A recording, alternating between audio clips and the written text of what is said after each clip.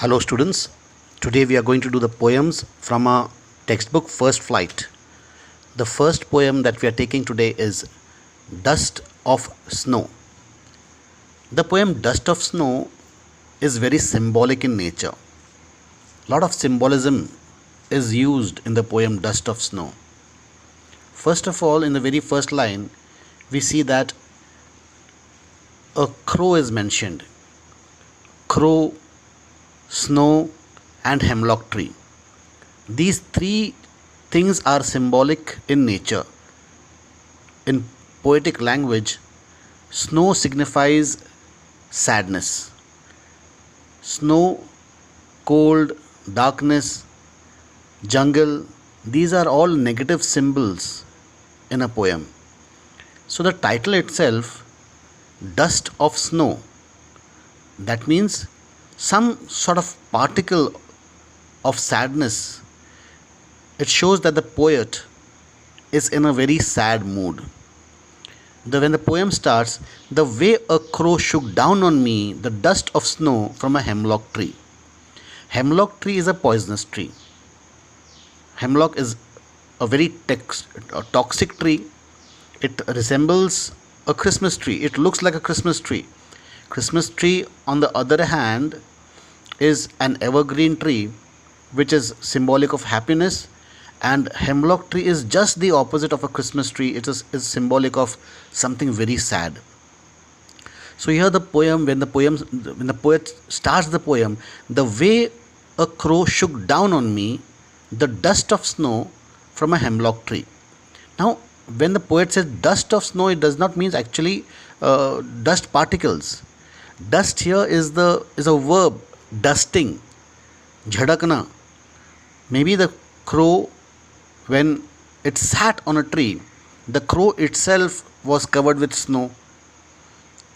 Or when the crow shook itself, some particles of snow fell on the poet. The crow himself was covered with sadness, and that sadness the crow tried to pass on to the poet.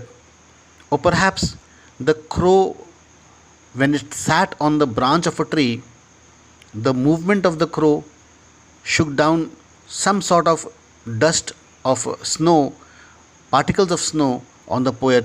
So the movement of crow is not mentioned here, but there's a movement here. The movement is not shown in this line. The way a crow shook down on me the dust of snow from a hemlock tree. The poem is a very short poem, just 2 stanza poem. It seems very simple but has a very deep meaning. So let's see the rhyming scheme used in the first stanza.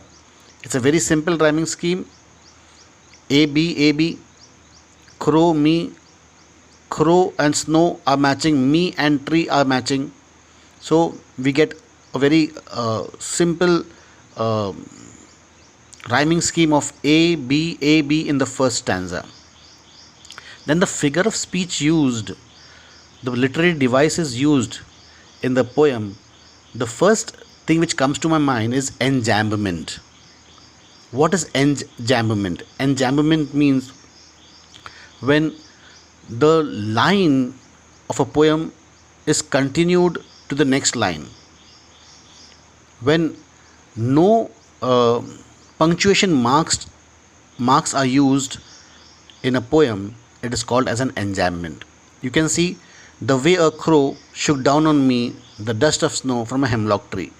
In none of these lines there is any full stop or any other punctuation marks.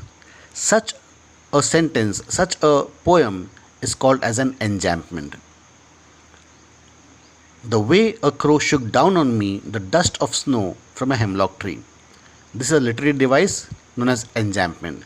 Then we also have another literary device known as assonance. Now, what is assonance? Assonance is the repetition of vowels in a line. Repetition of a vowel sound in a line. The second line of the poem, shook down on me. The sound of O, the vowel sound of O is repeated in this line. Maybe it's loosely placed, but yet it is repeated. You can see somewhere in between shook, shook, down, down, and on, o. So the sound of o is repeated in the second line. The way a crow shook down on me the dust of snow from a hemlock tree. As I told you, the hemlock tree is a poisonous tree. Perhaps the poet, he is in a sad mood. The poet is reflecting upon a sad mood. When he is standing under a hemlock tree, means he is under the shadow of sadness. Symbolically, the poet is in the shadow of sadness. Another bird, the crow, is a bad omen.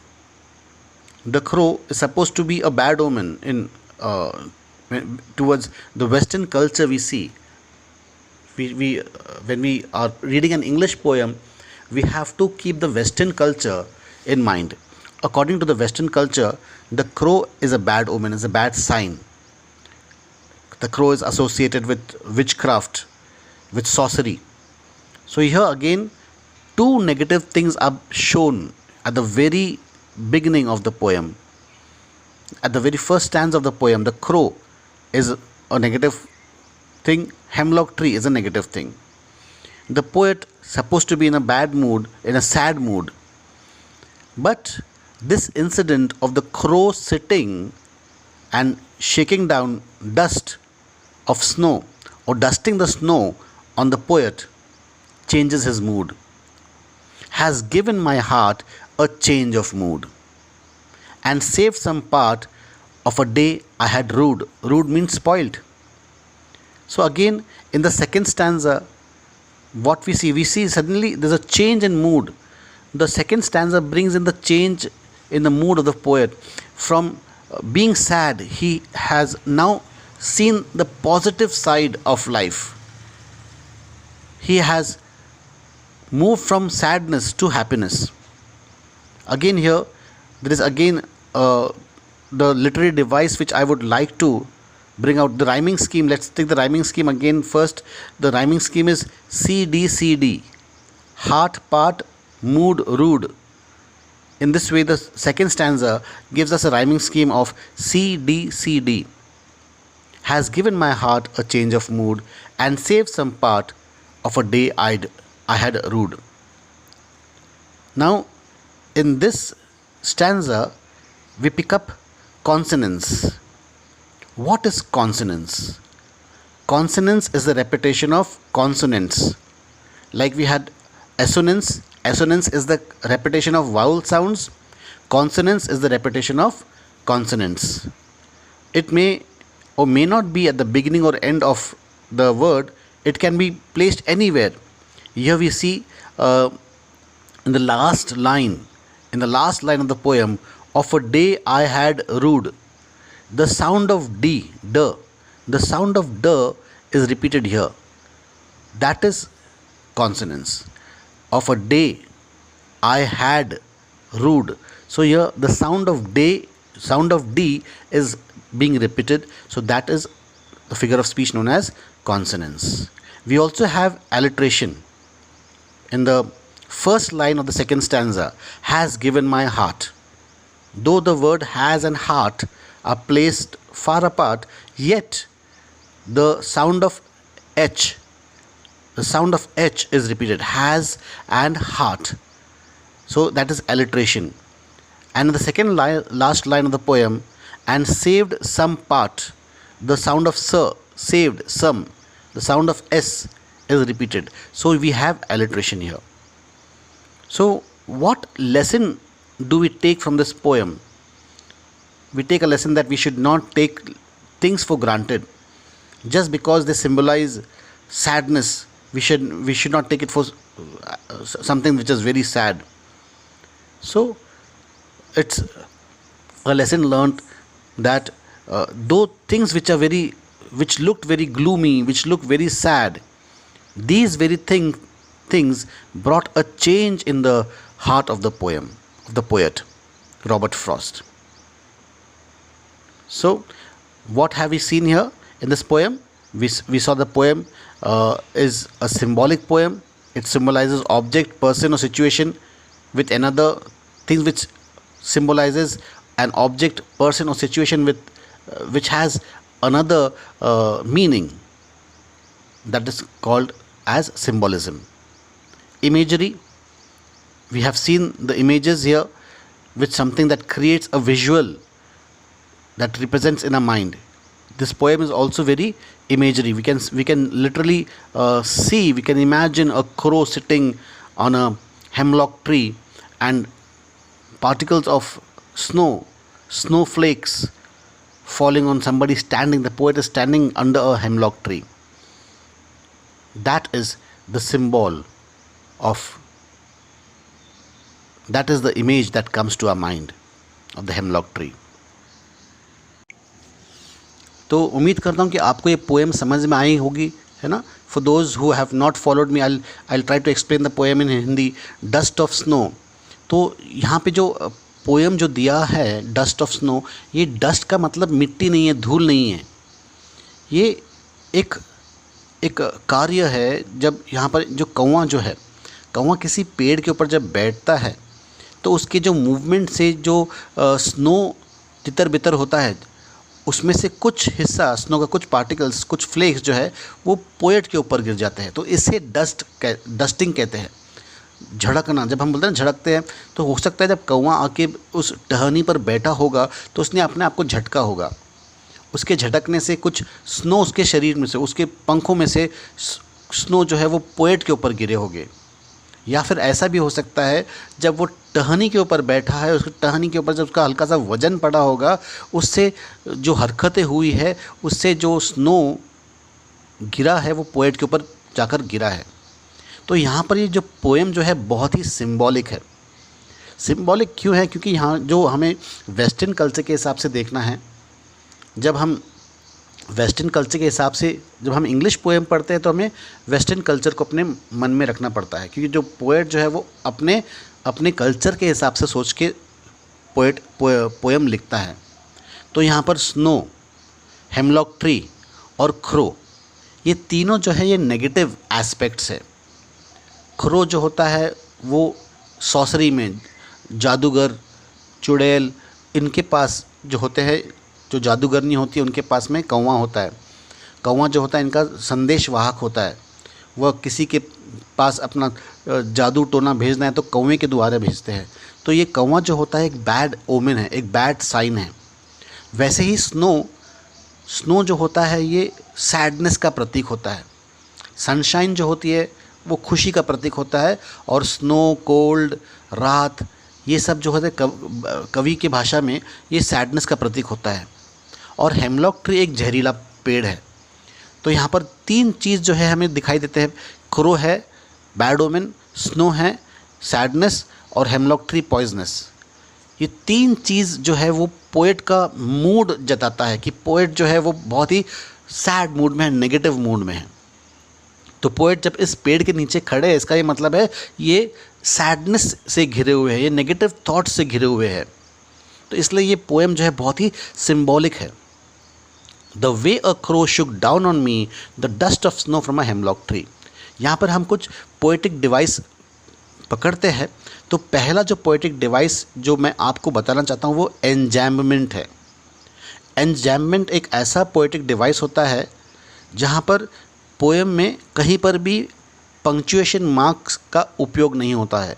ना आपको full stops दिखेंगे, ना exclamation marks, ना कोई भी, ना comma, ना question mark, ऐसे कोई भी पंक्चुएशन मार्क आपको नहीं दिखाई देता है. पहला लाइन जो है दूसरे लाइन में मिल जाता है, दूसरा लाइन तीसरे में मिलता है, तीसरा लाइन चौथे में मिलता है. इस पोएम में हम देखते हैं द वे अ क्रो, यहाँ पर कोई पंक्चुएशन मार्क नहीं है. शुक डाउन ऑन मी, यहाँ पर भी कोई पंक्चुएशन मार्क नहीं है. The dust of snow from a hemlock tree. तो ये एंटायर स्टैंजा में ही आप देखो कहीं पर भी आपको पंक्चुएशन मार्क दिखाई नहीं देता. तो जब एक लाइन दूसरी लाइन में जब मूव होता है विदाउट अ पंक्चुएशन मार्क, ऐसे फिगर ऑफ स्पीच को हम एंजैम्बमेंट कहते हैं. ऐसे पोएटिक डिवाइस को हम एंजैम्बमेंट कहते हैं. यहाँ पर पहले स्टैंजा में एक आपको पोएटिक डिवाइस मिलेगा, वो है एसोनेंस. एसोनेंस क्या होता है? जिसमें वाउल्स साउंड जो है वो रिपीट होते हैं. और ये ज़रूरी नहीं है कि वाउल साउंड शब्द के पहले में यूज़ हो या आखिरी में यूज़ हो. ये कहीं पर भी यूज़ हो सकते हैं. पहले में, बीच में, आखिरी में, कहीं पर भी इसका अगर इस्तेमाल होता है, एक ही लाइन में अगर आप ये वाउल साउंड आपको मिलते हैं तो ऐसे पोएटिक डिवाइस को हम एजोनेंस कहते हैं। तो इस पोएम के सेकेंड लाइन में आप देखो, शुक डाउन ऑन मी, जो साउंड जो है यहाँ पे ओ का साउंड जो है वो रिपीट हो रहा है। शुक में ओ है, डाउन में ओ है, ऑन में ओ है। तो ऐसे फिगर ऑफ स्पीच को हम एजोनेंस कहते हैं। The way a crow Shuk down on me the dust of snow from a hemlock tree, जिस तरह से ये कौवा आया है, कौवा ने जो स्नो झड़ाया है अपने शरीर से। स्नो क्या बताया मैंने आपको, स्नो क्या बताया, स्नो जो होता है वो सैडनेस बताया। तो कौवे ने अपने शरीर से इस सैडनेस को झड़क दिया है। हेमलॉक ट्री क्या है, हेमलॉक ट्री एक जहरीला पेड़ है। जहरीले पेड़ पे क्या है, स्नो है। जहरीले पेड़ पर भी जो सैडनेस है वो झड़ गई है। भले ये झड़ कर कवि के ऊपर गिरती है, लेकिन कवि जो है इसमें से एक सबक सीखता है, और सबक ये सीखता है कि जो सैडनेस है उसको अपने शरीर पे रहने नहीं देना है, उसको हमें झड़ाना है। तो यहाँ से कवि का जो मूड है वो चेंज हो जाता है, चेंज होता है। सेकेंड स्टैंजा में जो कवि जो है वो, जो पहले स्टैंजा में जो सैड था वो सेकेंड स्टैंजा में हैप्पी हो जाता है। हैज़ गिवन माई हार्ट, यहाँ पे गिवन माई हार्ट, तो यहाँ पर देखो हार्ट को पर्सोनिफाई किया है। यहाँ एक और एक फिगर ऑफ स्पीच हमको मिलता है, पर्सोनिफिकेशन, जैसे कि हार्ट ने रिसीव कर लिया है, ले लिया है। ये जो लेना देना जो होता है इंसान करते हैं, लेन देन जो करते हैं इंसान करते हैं। तो यहाँ पे एक कार्य जो है वो हार्ट को खुशी दे रहा है, और हार्ट जो है खुशी रिसीव कर रहा है। तो यहाँ पर जो फिगर ऑफ स्पीच जो होता है, यहाँ पर पर्सोनिफिकेशन के अलावा यहाँ पर एलिट्रेशन भी होता है। शब्द जो है एच का जो साउंड जो है वो रिपीट हो रहा है, भले ही पहला और आखिरी शब्द है इसमें हार्ट का, एच का। हैज़ और हार्ट, इस लाइन के पहले और आखिरी शब्द है, इसमें जो साउंड जो है वो एच का साउंड रिपीट हो रहा है, यहाँ पर एलिट्रेशन है। Has given my heart a change of mood and saved some part of a day I had rued. तो रूड यानी स्पॉइल्ड, तो जो दिन उनका जो ख़राब चल रहा था, पोएट कहता है कि उसने अपना ही दिन ख़राब किया था। दिन ख़राब नहीं चल रहा था उसका, दे आई हैड रूड बोलता, आई हैड रूड, रूड मतलब स्पॉइल्ड। तो पोएट कहता है कि मैंने जो दिन अपना ख़राब किया था इस घटना से, इस क्रो के एक्शन से। भले यहाँ पे क्रो का एक्शन, यहाँ पे क्रो को कोई मूवमेंट दिखाया नहीं है पोएम में। द वे यानी क्रो है पोएम में, लेकिन उसके एक्शन हमको दिखाई नहीं दिया। कौवा उड़ते हुए आया, ब्रांच पे बैठा है, या पहले से ही ब्रांच पर बैठा है और अपने आप को झड़ाया है, इसके बारे में कुछ जिक्र नहीं किया है। लेकिन क्रो का एक्शन हुआ है, उसके एक्शन से एक रिएक्शन हुआ है, और रिएक्शन क्या हुआ है, पोएट जो सैड मूड में था वो खुशी मूड में आ जाता है।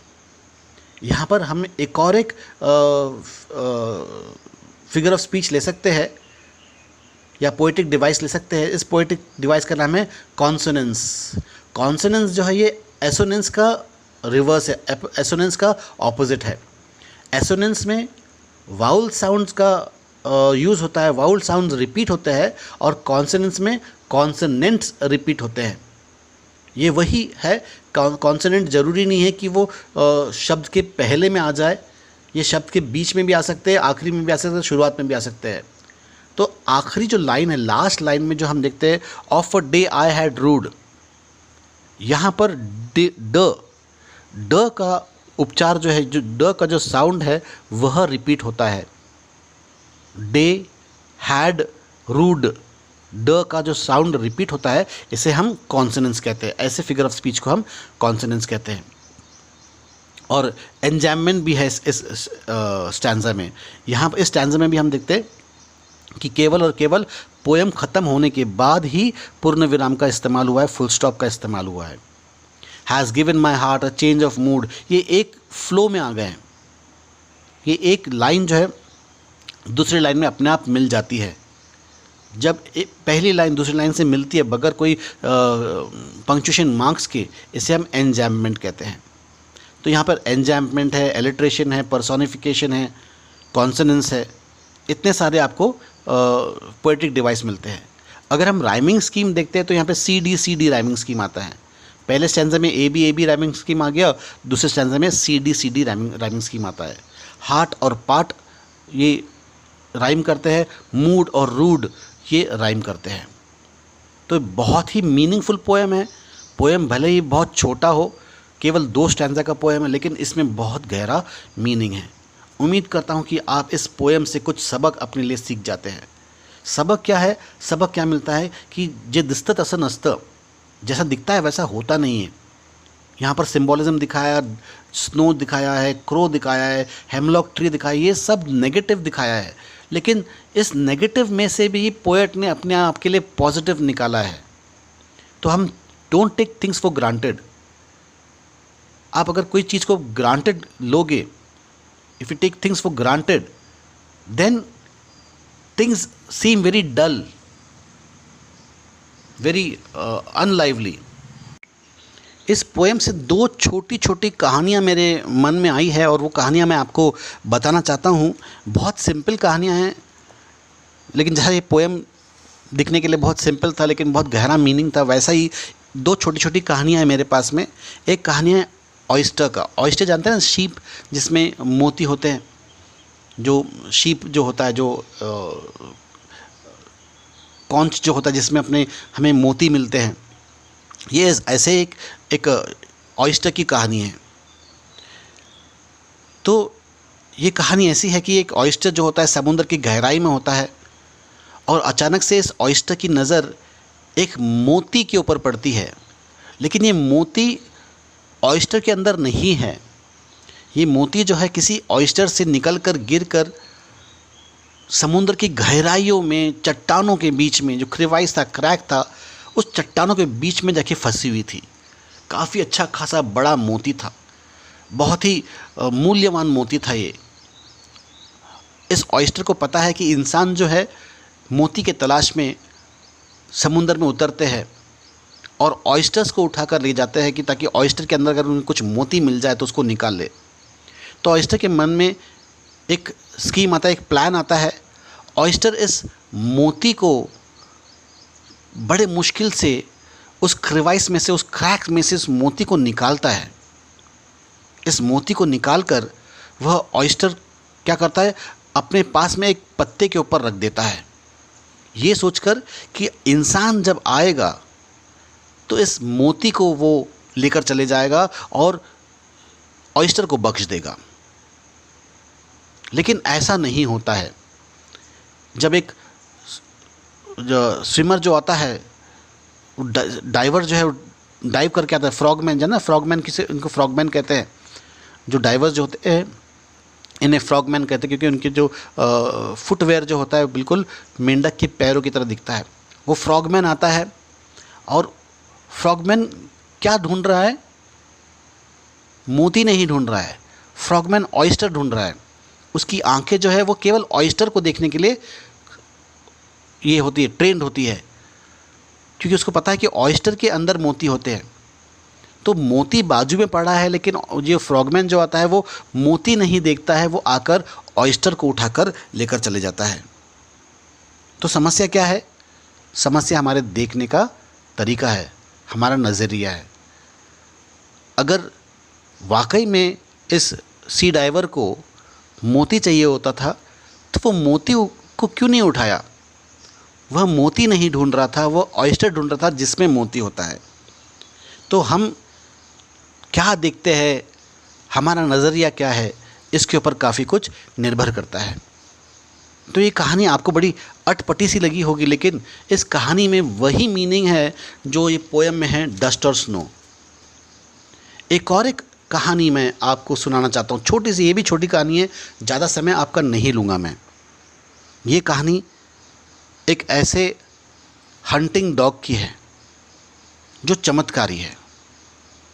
चमत्कारी क्यों है? क्योंकि इसमें एक क्षमता है, और वो क्षमता है कि ये पानी के ऊपर चल सकता है। क्या आप और हम पानी के ऊपर चल सकते हैं? बिल्कुल नहीं। लेकिन ये पानी में चलता है, हम पानी में तैर सकते हैं। हम जानते हैं कि पानी में तैरा जाता है, चला नहीं जाता। तो एक हंटर डॉग था, एक शिकारी का कुत्ता था। शिकारी इस कुत्ते को अपने साथ में शिकार पर ले जाता है और शिकार करते वक्त ये एक बतख को मार गिराता है अपने बंदूक से और बतख जाकर तालाब में गिर जाती है, तो कुत्ता तुरंत ही, कुत्ता का काम होता है जहाँ पर भी जो शिकारी होता है शिकार करता है तो उसको रिट्राइव करना, उसको लेकर आना, शिकार को लेकर आना। तो क्योंकि शिकार हुआ है, उसका काम है शिकार को लेकर आना, तो ये भागता है और पक्षी को पानी से लेकर आता है। पानी में तैरता नहीं है, पानी के ऊपर दौड़ते हुए जाता है और तुरंत ही जो बतख गिरती है उस बतख को उठाकर लेकर आता है।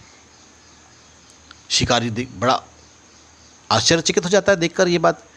वो एक और एक बतख गिराता है, दोबारा फिर से ये कुत्ता वही करता है, पानी के ऊपर दौड़ते हुए जाता है और गिरे हुए पक्षी को उठा कर ले आ जाता है।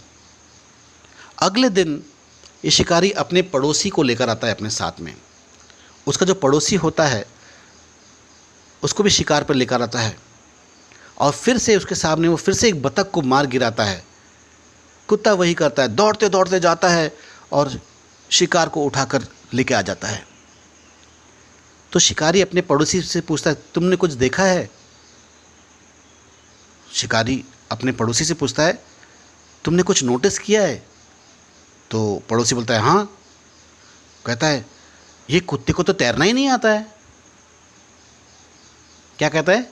ये कुत्ते को तो तैरना ही नहीं आता है। सो what lesson do we learn from this small story that I told you, that it isn't as if life is not full of miracles. ऐसा नहीं कि ज़िंदगी में चमत्कार नहीं है, चमत्कार ज़िंदगी में होते हैं। It isn't as if life is not full of miracles. It's more than that. It is miraculous. ज़िंदगी ही चमत्कार है। आप चमत्कार का इंतज़ार करते हैं, आप ये नहीं जानते कि ज़िंदगी खुद एक चमत्कार है। And anyone who stops taking it for granted will see it at once. We take life for granted. हम ज़िंदगी को एज ग्रांटेड ले लेते हैं। ये जो समय चल रहा है बहुत ही बुरा समय चल रहा है मेरे प्यारे बच्चों। कोरोना वायरस, खास करके इस समय पर पूरे शहर में कोरोना वायरस ने तबाही मचा रखा है। रोज़ 1000 की संख्या में लोग इस बीमारी से पीड़ित हो रहे हैं। सैकड़ों लोग मारे जा रहे हैं। हर रोज़ 100 की गिनती में लोग मारे जा रहे हैं। हम आज घर में सुरक्षित है, ये किसी चमत्कार से कम नहीं, और इस चमत्कार को हमें जारी रखना है। We have to continue with this miracle that is happening, the miracle of life. So the poem has taught us to see life in a different angle, and my story too, I hope, will inspire you to look at life with a different angle.